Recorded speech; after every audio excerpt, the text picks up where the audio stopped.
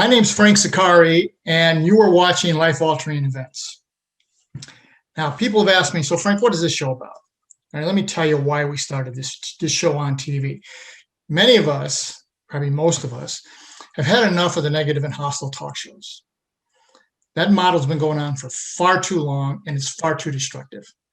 It's time for an interview show that focuses on positive news, a show that highlights issues that what we have in common are so much greater than what divides us. So what are these issues? Everybody has them. It's life, it's love, it's family, it's passion. These are all common to everyone. Now, I will bring you guests that will inspire, that will motivate, and will challenge you to become the best version of yourself. So today, we are moving, we all have plans. Ladies and gentlemen, we all have plans for what we hope is our ideal life. It might be going to college, get a degree, start or build a business or a career, get married, raise a family. You know, you want the happily ever after. And then life happens. And happily ever after isn't so happy. Now what? Mostly negative emotions appear. Disappointment, frustration, depression, and then the big one that we're going to spend a lot of time on today, anger. We try to control these emotions, and maybe we can for a short period of time, then they reappear. Well, my guest today is Ilene Dillon, who has spent her life studying emotions. Let me tell you something about her. She is known as the emotional pro. What a great term. She is a global speaker. She is an Amazon International best-selling author. She has written 2 books, Wellness Universe, The Complete Guide to Self-Care. That's the international bestseller. And Emotions in Motion, Mastering Life's Built-in Navigation System. And currently, she's working on her 3rd book, A Way Out, Ending Manipulation, or End Manipulation. Ilene, welcome to Life Altering Events. Thank you, Frank. It's wonderful to be here. Ilene, I loved your book, Emotions in Motion. And a point that you had in there that really struck me is you wrote, emotions are a language. So what is this language telling us? Well, it tells us different things. And the issue we have with emotions is that we haven't learned what the language is telling us. We haven't learned to pay attention to it. We don't know. Every time we have an experience, emotions come with that experience. And the experience is offering us an opportunity to learn, to learn something. And the emotions that come with it are the language of expressing to us what we need to look at in order to learn the language. Just to give you a simple example, loneliness. Now, most of us think that loneliness has to do with being alone. But you know that you can be lonely. You can feel lonely in a crowd. You can feel lonely in a marriage. You know, it's not about being alone. So the message of loneliness really has to do with what we're doing with our own energy. We have more energy going out than coming in. And so we feel a deficit. Another way you can look at that is we're not loving ourselves enough. And to correct loneliness, all we need to do is bring energy in. And the most effective way to do that is to do something that we have a talent for doing. And that brings the energy right into us. So it's not a spoken language per se, but it's a language that's constantly speaking to us if we know how to listen. Listening, exactly. I love the point you just made there, that every time we have any kind of an experience, it's connected to an emotion. And then you said in your book, it's important to feel the emotion, not stifle it. Expand on that. Well, emotions are energy, Frank, and energy operates the same way water or electrical or wind energy works. It follows the same rules. You can't create it and you can't destroy it. You can't get rid of it, right? And and it's made to move. And whenever you block the movement of that energy, you're in resistance. And just as electrical energy would back up when it's resisted, it would back up. Or water behind a dam, it builds pressure and keeps looking for a way out. And if there's a tiny little hole in the dam, the water will keep working it until the whole dam bursts, right? So emotions are working the same way. They are designed to come with the experience we have, offer their message, and then for us to learn the lesson and let the emotion, the energy of the emotion move on, right? Yes. But most of us don't do that. When we get to anger, for example, I'm not going to tell that person how angry I am with them. I'm not going to forgive that person. You know, we literally hold on to the anger, or I'd be too embarrassed to let them know, or I don't want to be vulnerable by letting them know that I have emotions. So we hold on to them. And a big problem that occurs when we hold on to emotions is that emotions don't go away, they just get stronger. So you could start out being frustrated with somebody and end up hating them and being violent toward them if you hold on to it long enough. In fact, and this is an important thing, when you hold on to anger long enough, it can kill you. Yes, it can. You had a story in the book that I loved it. And it basically, the premise was emotions are there to teach lessons. And if we don't learn from the lesson, it's going to continue. You had a story about a woman who had a side hustle and was over burning the candle at both ends. Can you elaborate on that a little bit?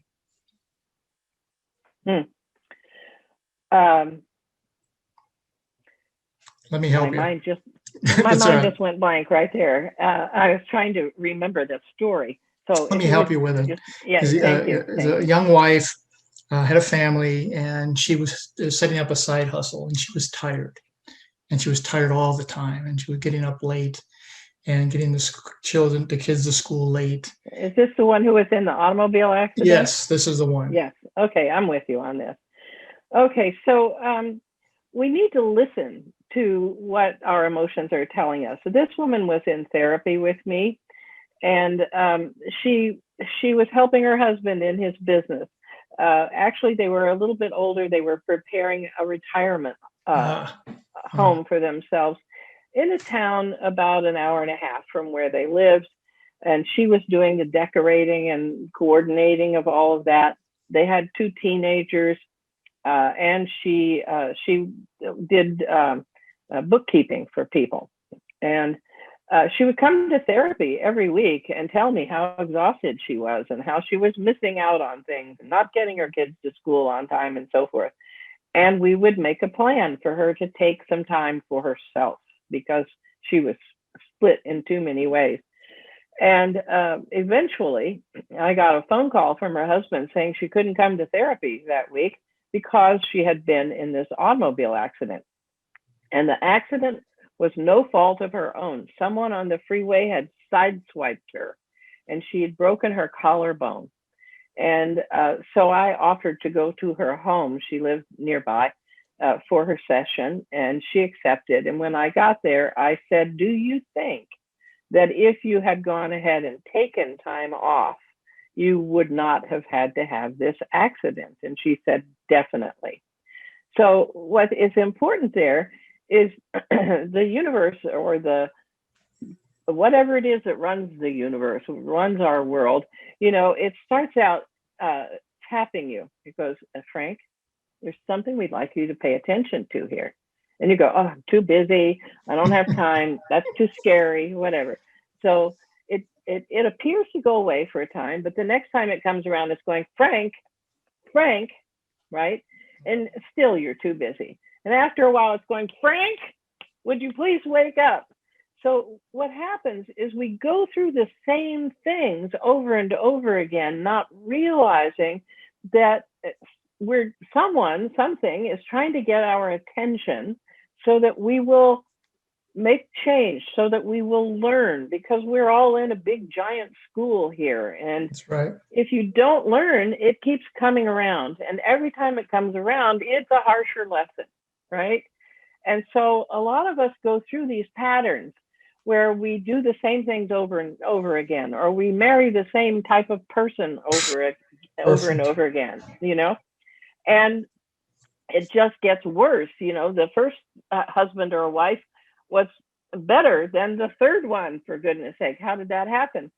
And the point is that whatever this drives us to eventually stop and look. Like the woman, when she had her accident, she couldn't keep going. Then she stopped. She had to. And that's what happens with us. So the pain, a majority of the pain that we have in our lives is because we're resisting paying attention to what's happening to us, resisting listening to the emotions, resisting doing the learning. And the good news is, the second you turn and do the learning, it's over. You don't have to keep going through it. I mean, so fast, you would not believe. That's amazing. That is amazing. Uh-huh. I read recently a statement that something to the effect of what you resist will persist. Persist. Mm-hmm. Exactly. I love that. Now, you said many of us follow a life we're told to leave, or we're led to believe we need to do this rather than Right. following our passion. Now, is this why we see so many people who seem to have it all? I mean, good job, influence, money, yet they appear miserable, or they suddenly just quit? Yes, and that I have some examples of that in the book. A woman who made top grades, got into a top law school, got a top job in a big city, and then came to my office saying, I can't stand this. And she quit everything. And it turned out that she was living her life based on what other people had told her or what they had reinforced her for doing. And that is a problem when we've been going generations without listening to our own emotions, right? Right.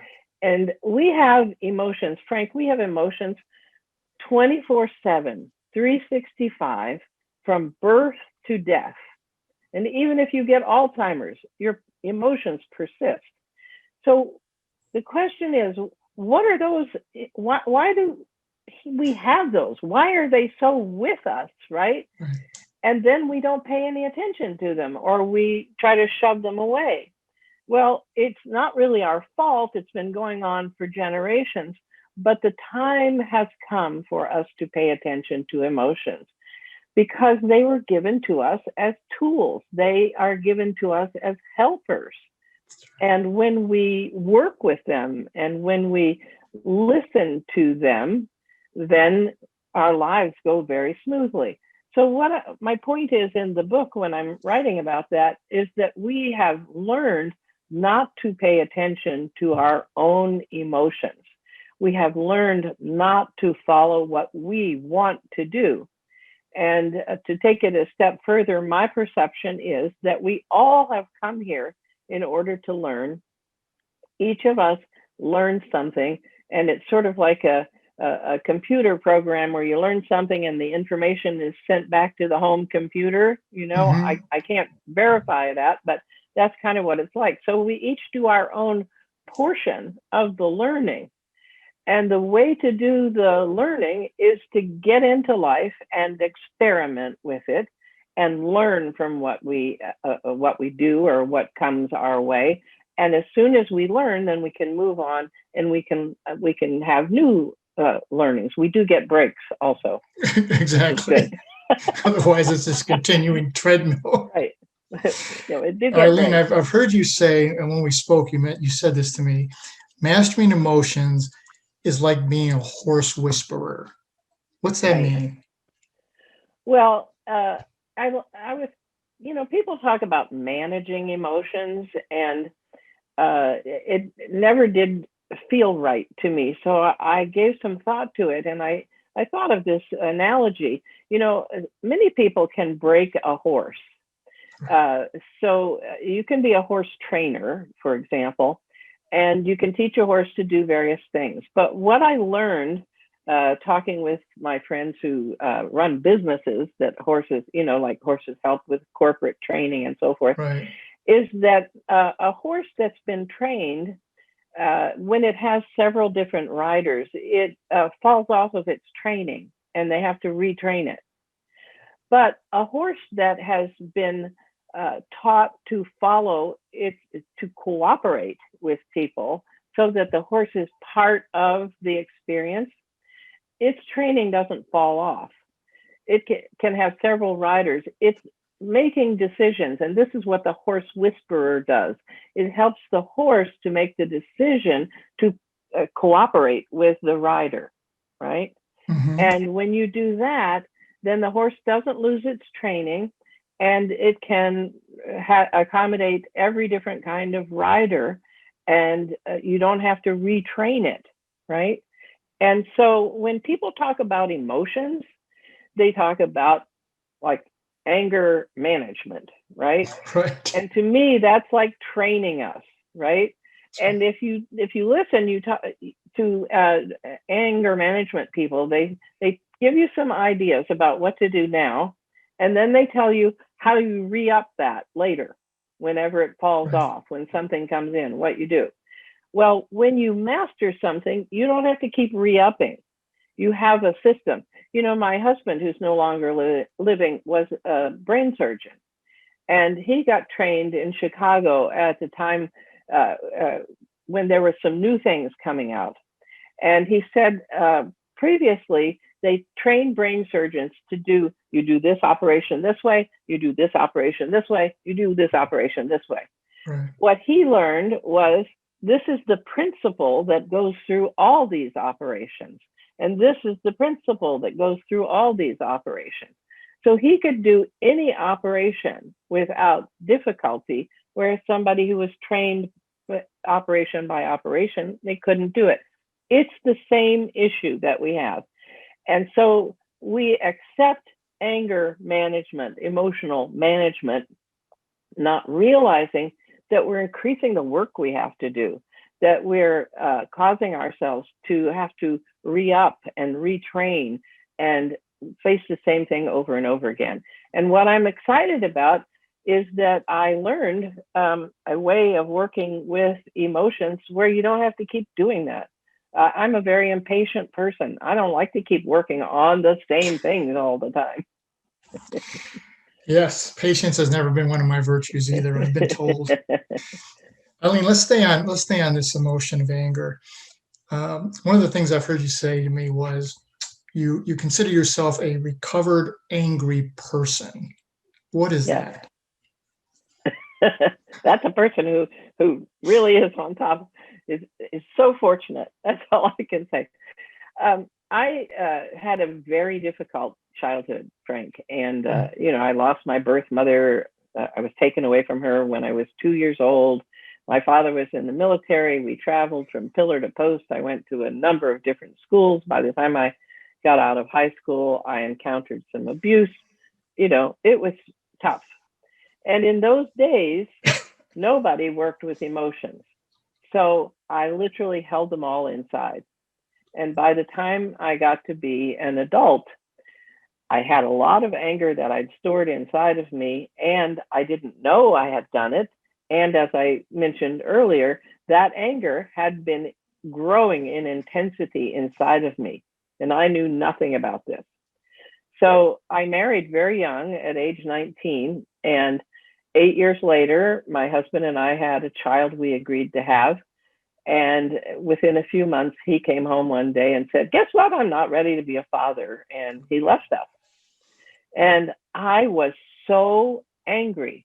And out comes, see, it's like I was talking about with water behind the dam, always Right. seeking a way out. This was the way that all the anger that had been stacking up inside of me for all those years, I was 28 by then, was stimulated to come out of me, and it just started flooding everywhere. And the only person who was there was my little child. So I was spilling all this anger over on her. And I went to therapy. I did what I could. I had questions. questions like, what causes anger? How come it's so strong? Can I get rid of it? What can I do to keep this in line so I'm not dumping it over everybody all the time? And I was having trouble. By that time, I was a marriage and family therapist. So I actually was also working with clients, and I could see how anger was working in their lives. But I went back to the University of California, Berkeley, School of Social Welfare Library, and worked with the reference librarian for a few days looking for answers to these questions. This was in 1972. How many answers to those questions do you think I got? None. Because even therapists didn't study emotions on a standalone basis. In 1999, I had somebody in my office call 37 colleges and universities in California and ask them, do you now or have you ever offered a standalone course on anger? Again, none. Still, right? Wow. Because people did not, even people who worked with emotions, they didn't look at emotions separately. They saw them as part of schizophrenia or part of bipolar, and they didn't look at them separately. But I needed to know about anger. And so I started studying. I came away going, well, I'm going to have to figure this out myself. So I went to spiritual sources. I went to colleagues. I went to reading. I talked with my clients. I experimented. I did all of these things until I finally began to get a handle on anger. And that has then parlayed into having a handle on all emotions. Like I don't do fear or shame or guilt or worry or anger anymore. It's just not necessary. And that's what I want to tell the world about, how everybody can do it. That's wonderful. Ilene, given the current state of the world, and anger and fear seem to be out of control. Right. And you wrote in your book, partner with your emotions. Okay. What do you mean? What does it entail, partnering with your emotions? So bottom line, it means listen to them and let them do their job, which is to help you. All right. And how do you go about partnering? First of all, you have an experience and you notice that emotions come up. So you pay attention. You start identifying, where am I feeling the emotion in my body? Can I say what the emotion is? What effect is it having on me? What could it be telling me? Now, in my book, and I've got one right here, this Emotions in Motion. In my book, I give 12 emotions and emotional states and their message, which you know, because obviously you read it, and thank you for reading it, Frank. So I give 12 emotions and what their message is. Let's go to anger, for example. Anger has two messages. What I call the universal cause of anger that I've discovered is that we carry ideas in our mind about how things should or should not be in the world. And we can look at, those jokes about kindergarten, you should stand in line, you should share your cookie, Right. and you know how angry little kids get whenever you don't stand in line or you don't share your cookie, because you should. See? That's right. So we carry these ideas in our brains, and then we live life, and the ideas we have don't always hold. Like somebody else eats the cookie and they don't share it. And then we get angry. We get angry if we think something should happen and it doesn't, or we think something should not happen and it does, right? That's when we get angry. And so with anger, then one of the messages is that we have rigid ideas. We have ideas that are incorrect about how the world works. And we need to update our idea. Right? If you're my husband and I think when you come home from work in non-COVID times, when you come home from work, you should give me a hug or a kiss, and you don't do it, I'll get angry with you. If, on the other hand, I think that when you come home, you should go spend half an hour with yourself and then come and greet me, and you don't do that, I'll get angry with you. You see? Now, the important part is that I'm expecting you to operate a certain way. You don't operate that way. So clearly my expectation is incorrect. You see? Yes. So anger, especially, is there, the language of anger. And when I partner with it, I want to pay attention to that. It's saying to me, listen, you have some ideas about how things are supposed to work and they're not correct. So we're going to upset you until you think, okay, I might consider changing this, right? Now, the other signal of anger is to take action. You know, go back to the movie Network. I'm mad as hell and I'm not going to take it anymore. That's right. That's a really good example of the other signal. So anger is there to show us where we are rigid and we need to update. And when we partner, meaning we listen, we know what the signal is, and we work with it, when we partner with the emotion, we can update that so that we stop getting angry about everything all the time. So you can't get rid of emotions, but where most people are, and there's not even enough room here for me to show you, but most people are using a lot of anger in their lives. Yes. They have a lot. And what we're talking about is reducing it to about that much instead. You can't get rid of it, but you can certainly reduce its power in your life. Yeah, it's dealing with the circumstance. Now, your upcoming book, let's pivot here, is addresses manipulation. And this intrigues me. I'm looking forward to this book. What message are you sending with this book? Why is it important, particularly now? Well, we all now, I think, really are in a position to accept that we are going through profound change. Yes. The world is, the people in it are, the institutions are. When we are talking about having an experience and having lessons to learn, we are all going through a huge experience caused by a little tiny thing that is giving us an opportunity to learn. And my understanding is that we've been very much in the material world, and we are in the process of more accepting who we are as energy beings. In other words, so that's one of the reasons I wanted people to know about emotions and energy. And now, what about manipulation? Manipulation is not a mental illness or anything like that. It's a relationship issue. And the relationship issue is that one person dominates another. One person tends to run the other's life. And it's all done through energy, right? Mm-hmm. So my message in this book is that every person is born manipulative. And we can talk about that more if you want. We're all born manipulative, but we're designed to outgrow that manipulation by the time we get to be adults. And so when I say end manipulation, that's what I'm talking about. That what would it be like?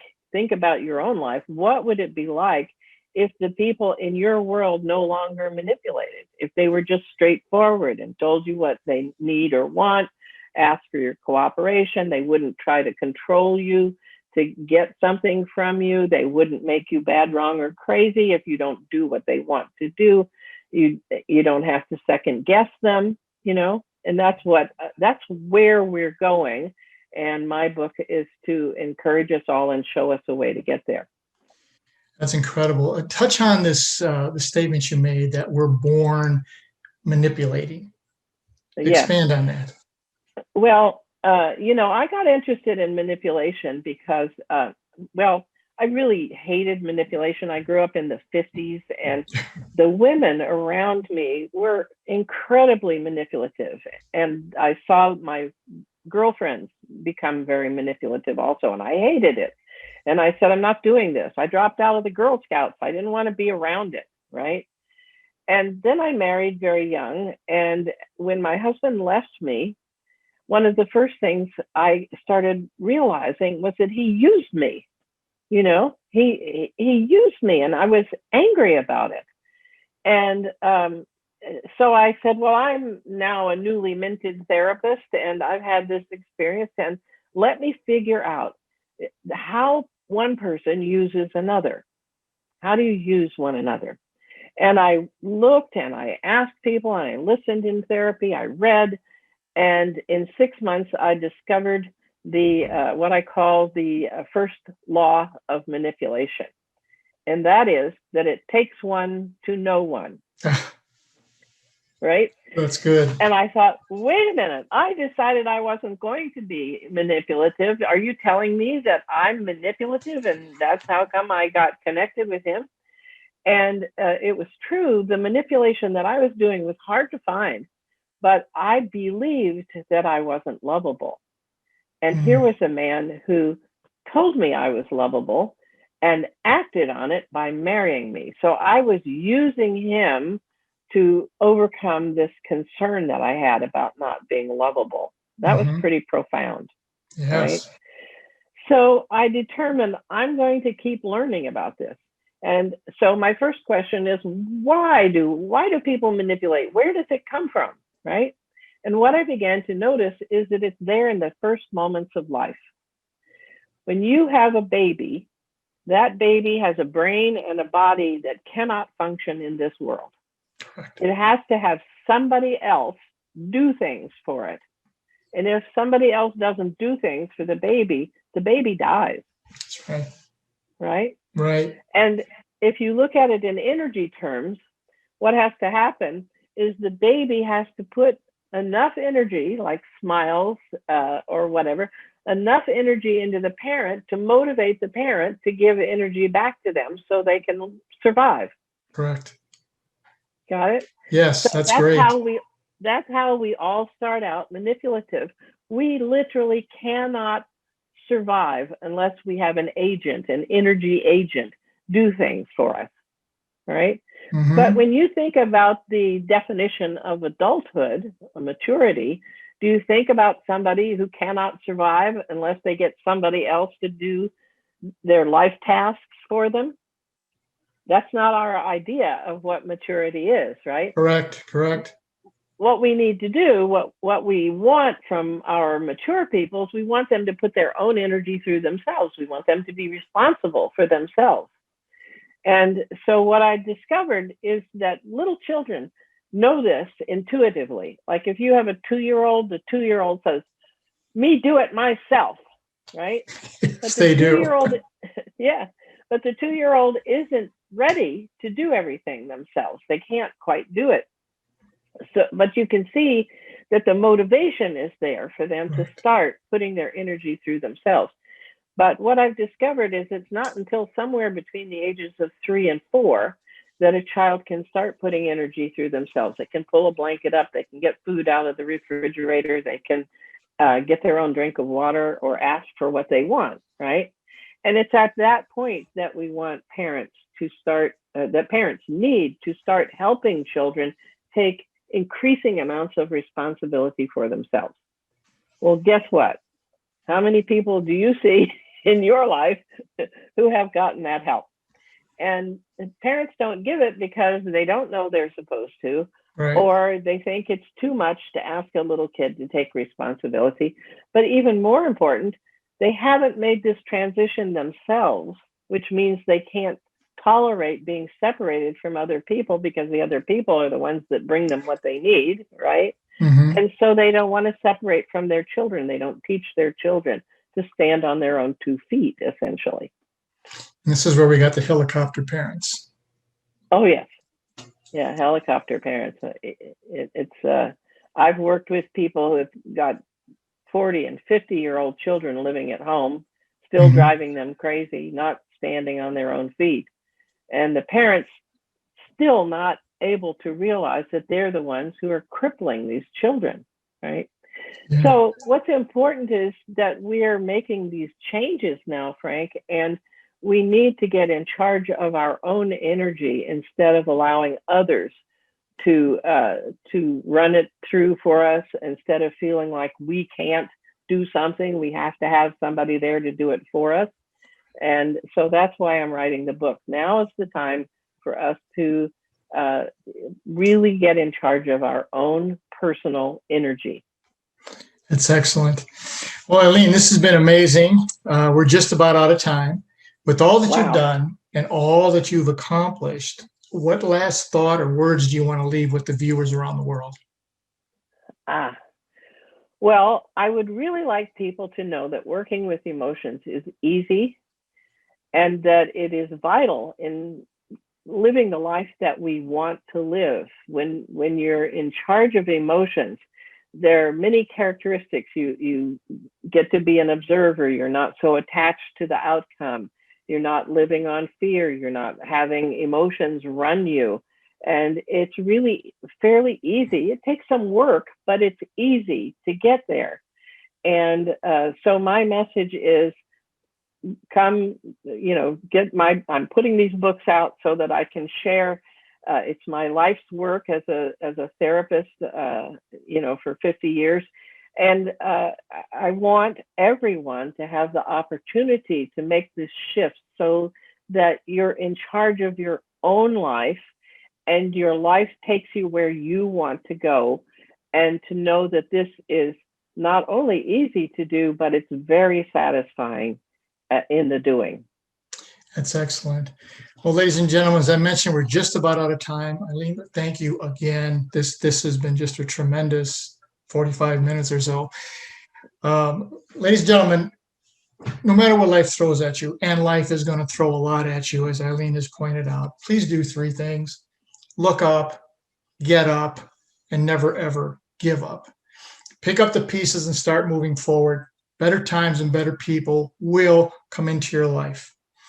If you'd like more information about Ilene, you can contact her on her website or through her books, or you can contact me and I will make sure that it gets to her. You can watch this show on ROKU TV, it's Life Altering Event Channel, or you can go to my YouTube channel. I think it's Frank Zakari, Life Altering Events. And I will, once it becomes live, I'll also send it to Ilene, and she'll post it at all the places that she writes to and posts to. So this will be available in a very broad range. Now, let me leave you with this, ladies and gentlemen, as I do every week. None of us are in this alone. And the secret to walking on water is to know where the rocks are. And today, Ilene showed us where many of those rocks are. Join us again next week and we discuss another life-altering event. Thank you again.